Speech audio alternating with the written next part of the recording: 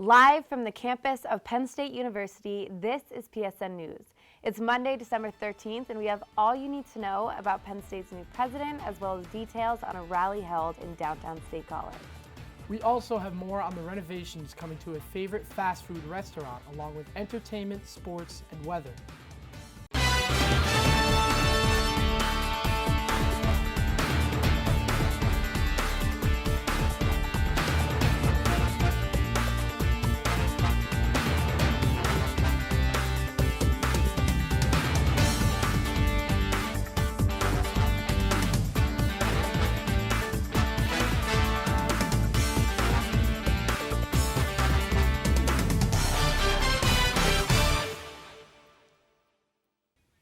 Thanks for joining us tonight. I'm Marissa Yackenchick. And I'm Ben Russell.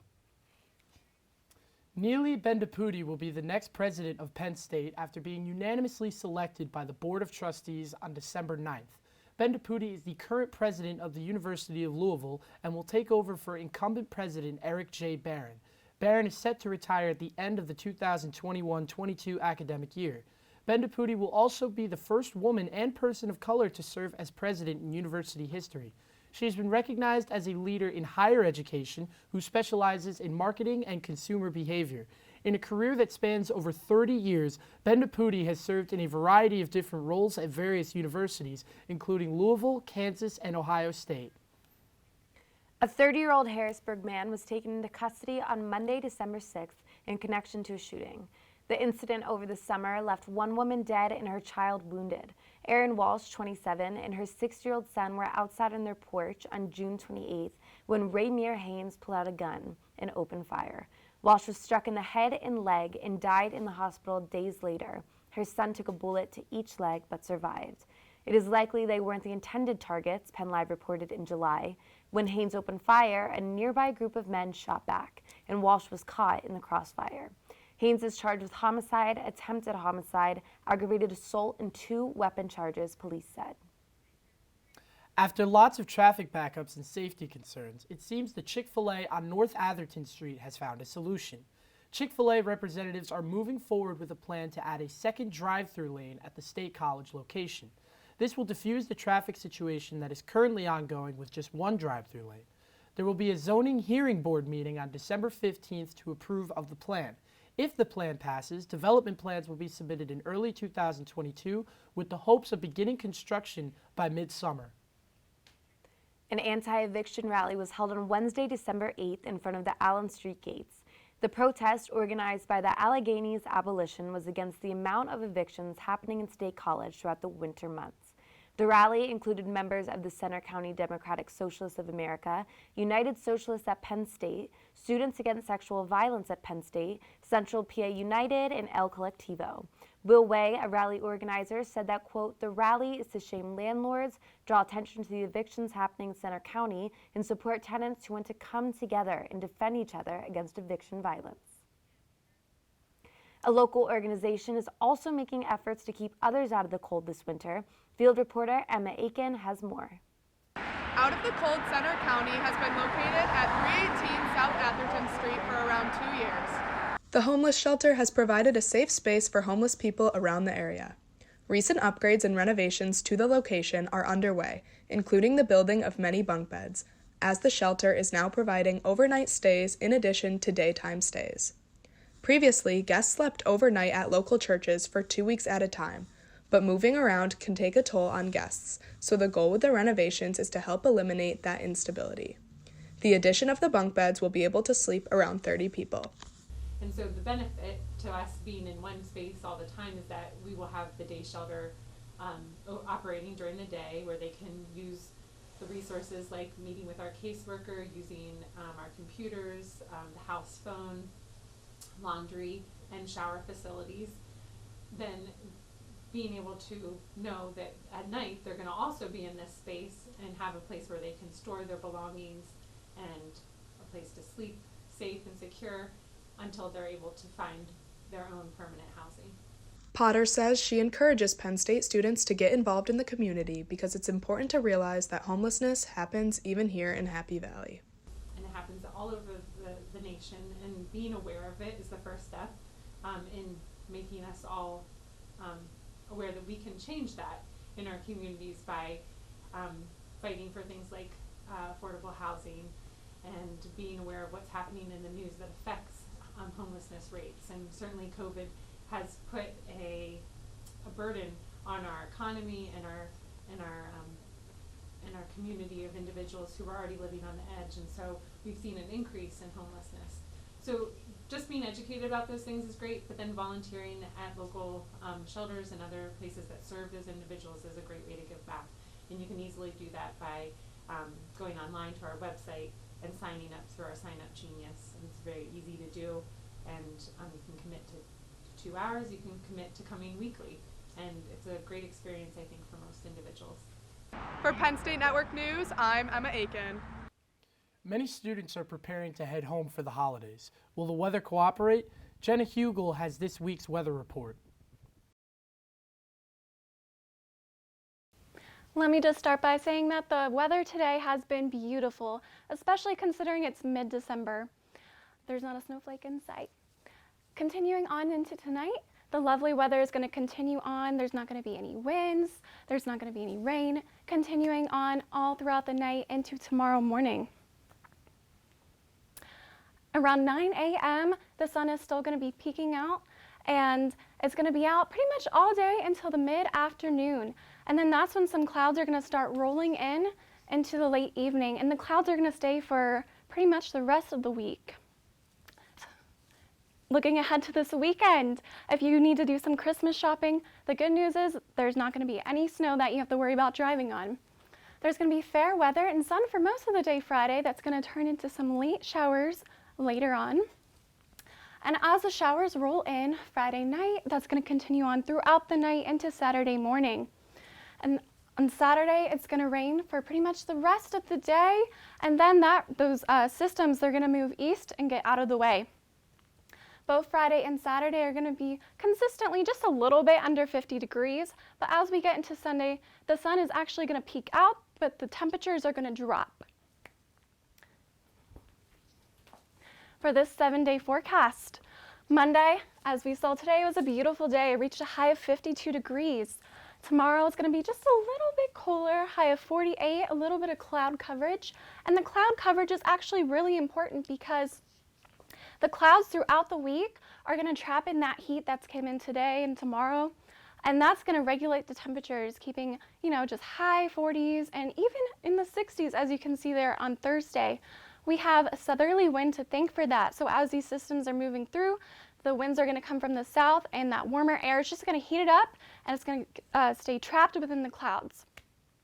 Friday, there's going to be just a little bit of cloudy skies, not really any rain, until later evening, like I said earlier. And as the rain comes in, and it's going to stay for Saturday and then just get out of the way for Sunday. Coming up next, Mike MERENDINO has the latest stories on Penn State sports. Welcome back to PSN News. I'm Mike MERENDINO with your sports update.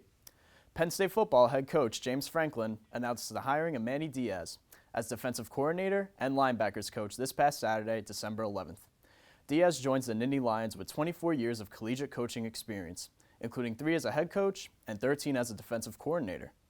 Diaz is leaving the University of Miami after 6 seasons, including 3 as head coach. Diaz coached the Hurricanes to three bowl appearances in his 3 seasons at the helm, which included an 8-3 record and 7-2 mark in ACC play during the 2020 season. He has also coached in 19 bowl games with a record of 13-6. Since 2017, Miami has been ranked 10th nationally among Power 5 teams in takeaways per season at an average of 20.6. James Franklin stated himself that he is thrilled to add Manny Diaz as a defensive coordinator for the Nittany Lions. Penn State women's hockey picked up its second shutout in a row to conclude the 2021 calendar year. The Nittany Lions won 3-0 against the University of New Hampshire on Friday, December 10th at the Winmore Center Arena. After becoming the program's all-time wins leader Thursday night, sophomore goalie Josie Bothan set another Penn State record with her 8th career shutout behind 22 saves on Friday. This win sets Penn State to improve to 10-6-2 overall in the year. The team is on a hot streak as they have won 3 of their last 4, entering the upcoming 3-week holiday break. The Nittany Lions will head to Pittsburgh to start off the new year in the Battle of the Berg tournament at the UPMC Lemieux Sports Complex. Penn State will face St. Cloud State in the opening game of the 4-team tournament on New Year's Day. It's finals week at Penn State, and with that comes a lot of stress, anxiety, and strain on our mental health. Field reporter Courtney McGinley takes a deeper look at how exercise can positively impact mental health. Take a look. After a semester full of preparation, Penn State faculty, staff, and students are entering finals week today. Individuals may find themselves anxious about exams. However, it is a fact that physical activity eases symptoms of anxiety and depression that proceed throughout this week. Penn State Director of the Center for Fitness and Wellness, Marissa Rogers, states that neurotrophic factors and transmitters, such as dopamine and serotonin, are known to be stimulated through exercise. Brain-derived neurotrophic factors. So that is why we see increased brain performance around exercise. So if you exercise before you go into a test, it might be helpful.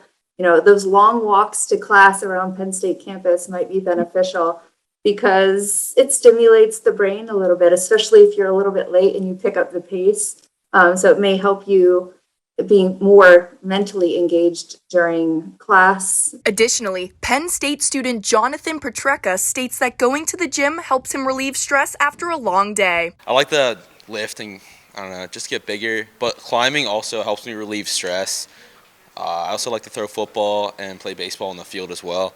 And I come here after class because I feel like it helps me take a break, like gives my mind a break. When it comes to studying for finals, there are various ways to help manage stress levels. Penn State Assistant Director of Health and Wellness, Erin Roper, states that you should give yourself breaks. I'm going to suggest the Pomodoro method. So, 25 minutes of studying hard and taking that 5-minute break. Hopefully it can be this. You stand up and move around the library or go outside or just stretch, doing something even in your chair. Roper also suggests that students go to the relaxation room in the IM building to aid anxiety and depression symptoms. Research shows that physical activity for 75 to 150 minutes a week can help you feel more content, more awake, and more calm, while reducing the symptoms of mental illness.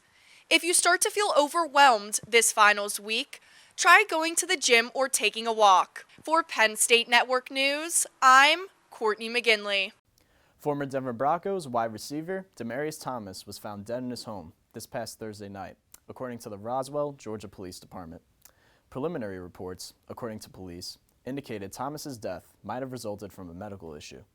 LaTanya Bonsignor, a first cousin who grew up with Thomas so close that they considered themselves siblings, told the Associated Press that the family believes he died from a seizure.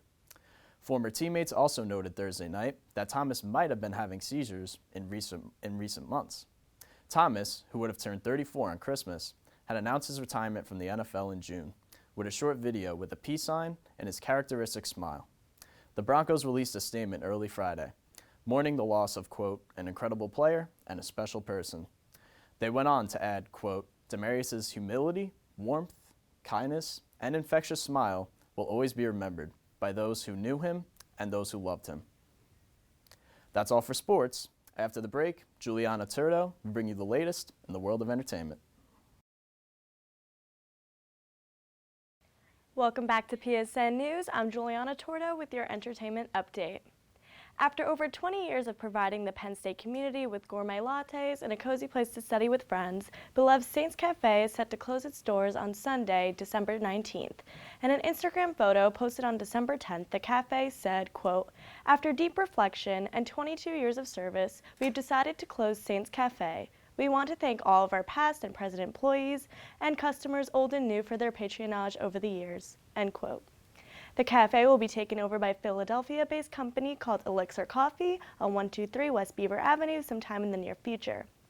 Loyal customers can stay in touch with Saints Cafe through their social media, where they will be providing updates on coffee and merchandise sales. Although we are saying goodbye to a local favorite, State College is welcoming plenty of new businesses to the area. Reporter Amanda Wiseman has the details on the new Innovation Hub. Take a look. Penn State University Park has recently opened Innovation Hub stores to the public. The Hub is a 6-story, state-of-the-art, multi-use building that is located in downtown State College. This project is part of Invent Penn State, which is a Commonwealth-wide initiative to spur economic success and idea development. The Innovation Hub is an 85,000 square foot building that provides no-cost resources to students, entrepreneurs, and community innovators. Each floor level specializes in a different functionality, such as the first floor offering hands-on equipment to help build prototypes. The sixth floor has a 360-degree view of Happy Valley and has different spaces for events and meetings to take place in. Happy Valley Launchbox is now located on the second floor instead of its previous downtown location. This is an innovation space powered by PNC to help job creation, guide business startups, and provide accelerator programs. John Peterson, a business consultant for Happy Valley Launchbox, has many positive things to say. We give the ability to have people have co-working space so they can come up, work on their ideas, innovate, and create, new things that, maybe not been possible even 5-10 years ago through the university system. There are 21 launch boxes and innovation hubs embedded within communities across Pennsylvania to assist entrepreneurs. Aiden Raucher, a third-year computer science major, has utilized the facilities for his business endeavors. Yeah, the Innovation Hub's a really nice facility, especially for like entrepreneurship related ventures. I'm here a lot studying, and overall, it's just a really nice space. This Innovation Hub is scheduled to be finished this coming summer. Innovation Hub is a great opportunity Penn State offers for those to pursue their economic visions. The state-of-the-art building offers many resources to help accelerate business startups and turn an idea into reality. Reporting for Penn State Network News, I'm Amanda Weissman. Hunter Schaefer visited Penn State's Alumni Hall in a sold-out lecture on December 6th, hosted by SPA. She spoke about fashion, life advice, and her experience from the HBO Max hit Euphoria. Penn State students got to hear the inside scoop on Hunter's personal experience with the show and her iconic outfit choices from on and off the screen. Hunter ended the talk with an inspiring advice to be excited about things that you feel good and passionate about. Everyone is preparing as the holidays have officially arrived. Local areas are hosting plenty of events to help you celebrate. Reporter Megan Swift has details on Bellefont's recent events. Bellefonte Under the Lights Winter Market was held Sunday from noon to 4 p.m. in Talleyrand Park. Want to come, but they never want to leave. Exes and my own want me. Like a glass and hungry.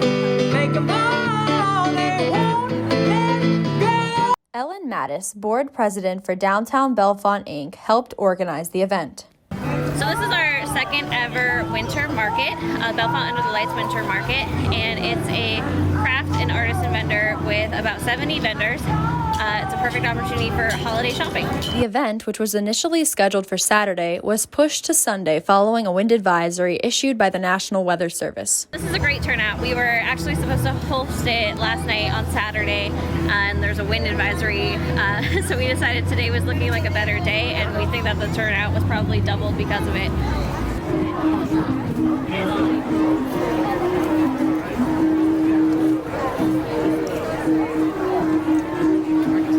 We have live music until about 2 o'clock today, and then St. John's the Evangelist Church is doing a live nativity at 2 o'clock. Other than that, there's just amazing shopping. You can finish up your holiday shopping. There's a craft beverage lounge, food trucks, and kids crafts, a ton of stuff going on. I'm Megan Swift reporting for PSN News. Rising pop sensation Olivia Rodrigo announced her highly anticipated Sour Tour. She is also nominated for seven Grammy Awards, including Best New Artist and Record of the Year. Rodrigo blew up over quarantine with major hits titled Driver's License and Good For You. The artist stuck to small venues due to it being her first tour, and she will be providing shows from Radio City Music Hall in New York City to Eventum Apollo in London. Rodrigo's tours sold out in a matter of minutes and are currently being resold for thousands of dollars. Her tour will kick off in San Francisco at Bill Graham Civic Auditorium on April 2nd, 2022, and fans are more than excited to see her perform live. That's all for your entertainment update. After the break, we have the latest stories from across the nation. Coming up next, interview anchor Rachel Suga will be speaking to Professor Eduardo Mendieta about his work abolishing the prison system. What would the United States look like without the prison system we know today? I'm Rachel Suga, and I am here in State College with Professor Eduardo Mendieta. Thank you so much for being here. Thank you, Rachel. I'm glad to be here. Thank you. So I was just wondering if you could tell me a little bit about just your work in abolishing the prison system and that whole idea that you've come up with, or have been an advocate of, rather. Right. So yes, I'm a prison abolitionist, following in the tradition of Angela Davis and many other activists. But let me just give you a background. My work most recently has been in the context of working with the Restorative Justice Initiative, which we initiated about 5 years ago. Efrain Marimon in this College of Education and I began this project and then linked it with the Rock Ethics Institute, and he working in the College of Education got some funding, and we got some funding from the College of Liberal Arts. Within that context, within the context of restorative justice, we have tried to reach out to the local prisons, more specifically CSI Banner, which is a correctional facility. It's a medium level security state prison. And so I have been involved for the last 5 years in prison abolitionism, but also in providing education within prisons. I would love if you could go into both what is abolitionism and as well as like your work in educating the incarcerated. I taught as a volunteer, as part of my contribution to our restorative justice initiative, I taught for a year and a half before there was a lockdown due to some problems within Pennsylvania prisons. Many people get confused, they get perhaps irate, and they also are perhaps not understanding what abolitionism means. Abolition was a term, or abolitionism was a term that really coined by W.E.B. Du Bois back in the early part of the 19th century when he published his monumental Reconstruction, which had to do with what happened after the Civil War. Abolitionism means, on the one hand, to abolish those institutions that gave rise to white supremacy, and in particular, the institution of slavery, which then had its backlash and renovation with the Black laws. So for Du Bois, abolitionism was about abolishing the institutions of a racial polity that created a system that, after slavery, criminalized African Americans so that then they could turn over into the prison leasing system that eventually mutated into the prison industrial complex. At the same time, for Du Bois, abolitionism was a promise. If we're going to get rid of those institutions, we then have to create new institutions. And so abolitionism isn't simply about getting rid of, it's also about creating new institutions that make unnecessary those other institutions that perpetuated a racial polity. So it has these two characters. And I think when people hear abolish the police or abolish prisons or abolish the death sentence, they go, oh, wait, no, we can't do that. That sounds awful. That sounds like you're a radical, like you're an anarchist, you're maybe a socialist or something like that. That's not what is meant. It's a much more sophisticated and nuanced argument.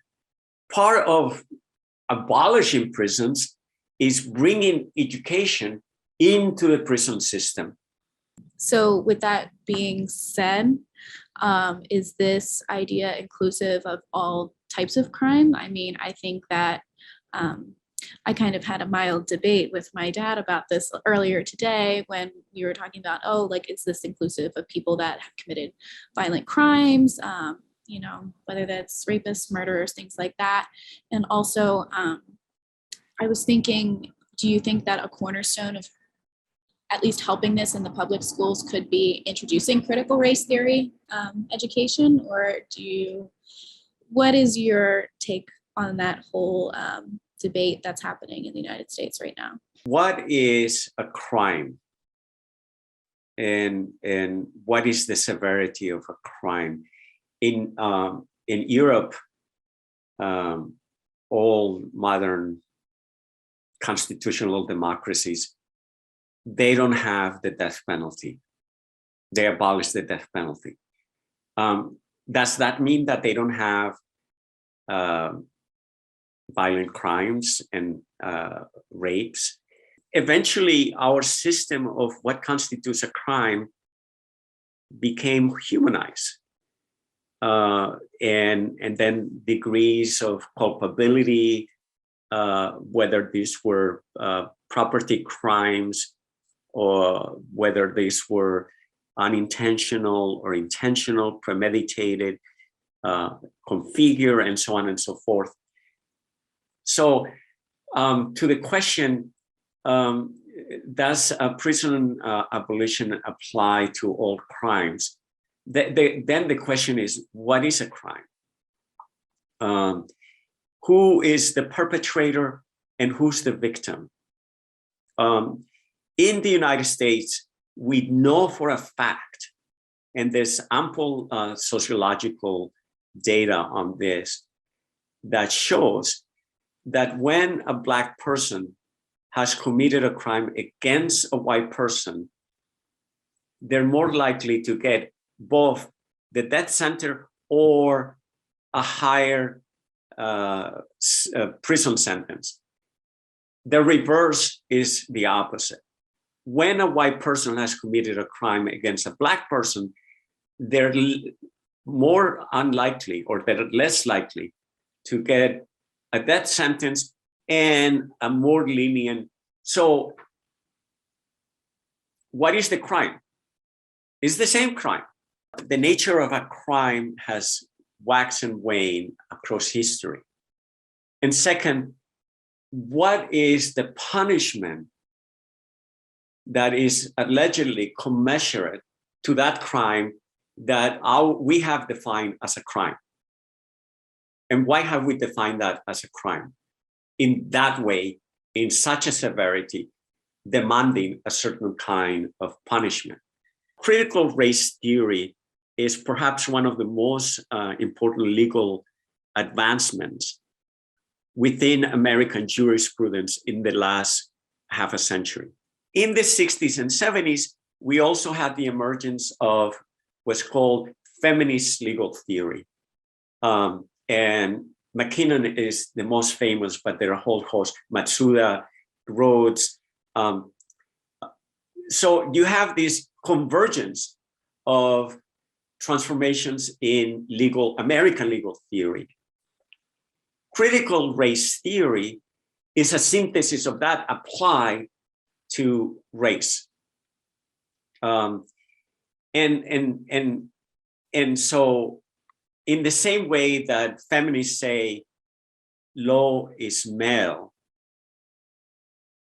or law is class-based, or law is to the benefit of males who are white, all of things that have been said by critical legal studies people and feminist legal theories, that then just gets translated and you say law is white, always operating to the disadvantage of Blacks.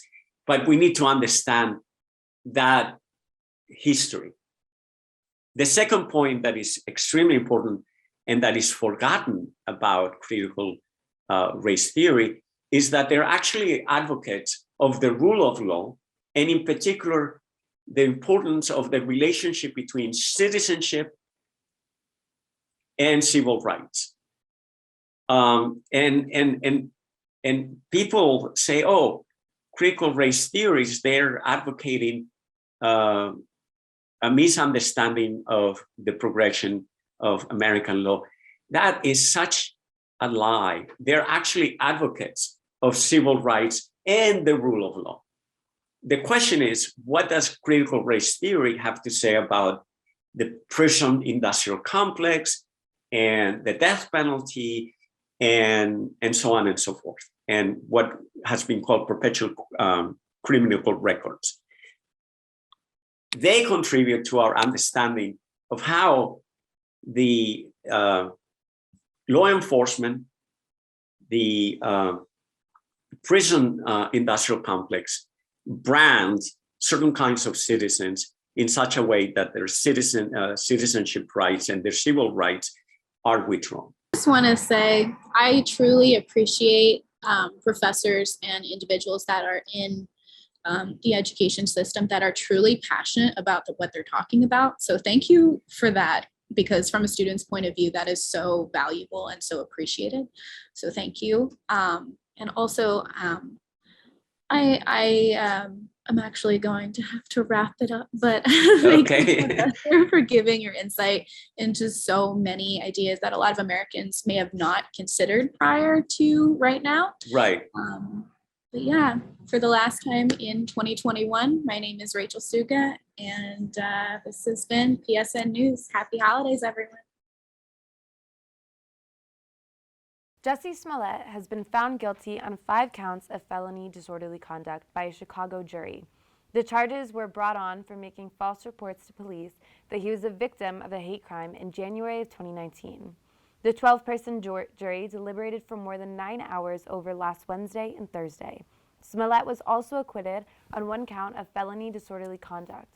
Prosecutors sought to show that the former Empire actor made false reports to police after playing Ola and Abimbola Asundero to carry out a staged hate crime against him. The attack was in efforts to garner sympathetic media coverage. A jury in Arkansas found reality TV star Josh Duggar guilty of receipt and possession of child pornography last Thursday. Allegedly, he downloaded material that depicted the sexual abuse of multiple children under the age of 12. Duggar has pled not guilty to both charges. He is known for his role on the TLC reality TV show 19 Kids and Counting, which was canceled in 2015 after it was alleged that Duggar molested multiple girls as a teenager. Duggar is planning on appealing the charges. The parents of 2 Oxford High School students are suing school officials. They are claiming that last week's fatal school shooting in Michigan was, quote, entirely preventable, and that the defendants, quote, created and increased the dangers then existing at the Oxford High School. The $100 million lawsuit filed by Jeffrey and Brandy Franz says parents alerted school officials to threats 2 weeks before the rampage that left 4 students dead and injured 7 others. They filed suit last Thursday in the U.S. District Court for the Eastern District of Michigan on behalf of their daughters, Riley, 17, and Bella, 14. The suit says Riley was one of the injured students after she suffered a bullet wound to the neck while her sister watched, but Bella was not shot. Those names are the Oxford Community School District Superintendent, Timothy Throne, Oxford High Principal, Stephen Wolfe, Dean of Students, Ryan Moore, and 2 more school counselors, 2 teachers, and staff members. The Franzes, on behalf of their daughters, are requesting a jury trial. A Buffalo area Starbucks and its employees have voted in favor of unionizing, making it the first labor union in the 50-year history of the franchise. Starbucks employees across the country have recently pushed for better pay and benefits in a tight labor market. This result is a victory for cafe workers who petitioned in August to vote on forming a union. A union would give employees a direct channel of negotiation with the company. This could cause problems for Starbucks as they have expressed concerns for how unions could damage their reputation. And that's all for tonight on PSN News. Be sure to check us out on Twitter and Facebook at PSN News, on Instagram at Penn State Network News, and to subscribe to our YouTube channel at youtube.com/PSN News. Have a good night and stay safe, Penn State.